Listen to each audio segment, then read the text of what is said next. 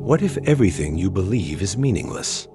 Imagine staring into the mirror one morning, your reflection mocking the dreams you've chased, the loves you've clung to, the purpose you've forged from fragile illusions. What if the universe whispers back only silence, indifferent to your cries? Nihilism isn't just a philosophy, it's a venom seeping into your soul, eroding the foundations of meaning you stand upon. You feel it in those quiet nights, the gnawing doubt. Why strive? Why suffer? Why exist at all? But here's the paradox that shatters complacency. If nothing matters, why does this void terrify you so deeply?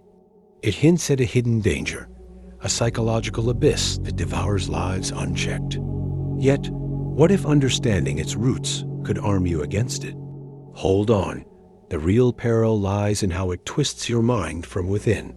This void doesn't just appear, it festers. Nihilism thrives in the cracks of a fractured psyche, born from Nietzsche's death of God, where meaning once anchored us. Jung warned of the shadow within, the chaos we ignore at our peril. When society glorifies fleeting pleasures or hollow metrics of success, you start questioning, is this all there is? Sartre's existential dread creeps in, whispering that you're free, but chained to a life without script. Your identity frays as you chase distractions to numb the emptiness. Why does this feel so personal, so invasive? Because nihilism isn't just abstract, it's a psychological predator, reshaping how you see yourself and the world. But what happens when this predator escapes its cage and rewrites reality itself? Nihilism doesn't just haunt your thoughts, it rewires reality. It's the silent architect of apathy, where your brain's reward system, craving purpose, starves on doubt.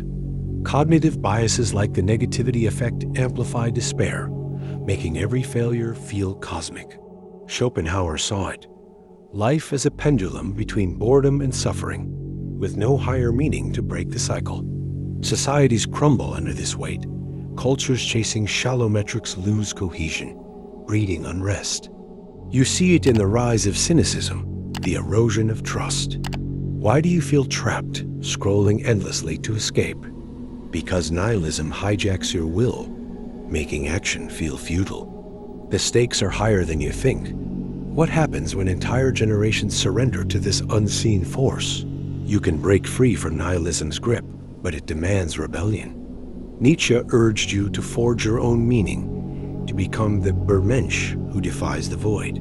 Viktor Frankl, surviving the Holocaust, found purpose in suffering itself, proof that meaning isn't given, it's created.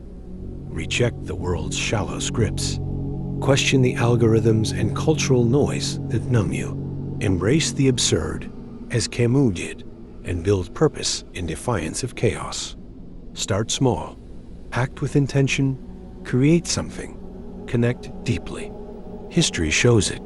Those who thrive stare into the abyss and sculpt their own truth. But how do you sustain this rebellion when the void whispers back, louder than ever? The ultimate truth hits like a lightning bolt. Nihilism's danger isn't its emptiness. It's the lie that you're powerless within it. You're not a victim of a meaningless universe. You're its architect. Sartre's freedom is your burden and your salvation. Every choice you make carves meaning from chaos. The void isn't your enemy. It's raw material. Look at those who've transcended. Frankl, crafting purpose in despair. Nietzsche, dancing on the edge of madness. Your life isn't a script to follow. It's a canvas. Paint boldly, even if it's messy. Why does this realization feel like waking from a dream? Because it demands you act now to redefine your existence. What will you create?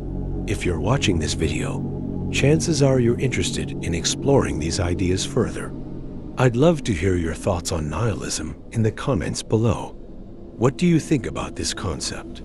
Have you encountered nihilism in your own life? Share your stories, and let's keep the conversation going. If you're interested in exploring more philosophical concepts like this, I recommend checking out my video on existentialism. It's a fascinating topic that explores the human condition in a whole new way.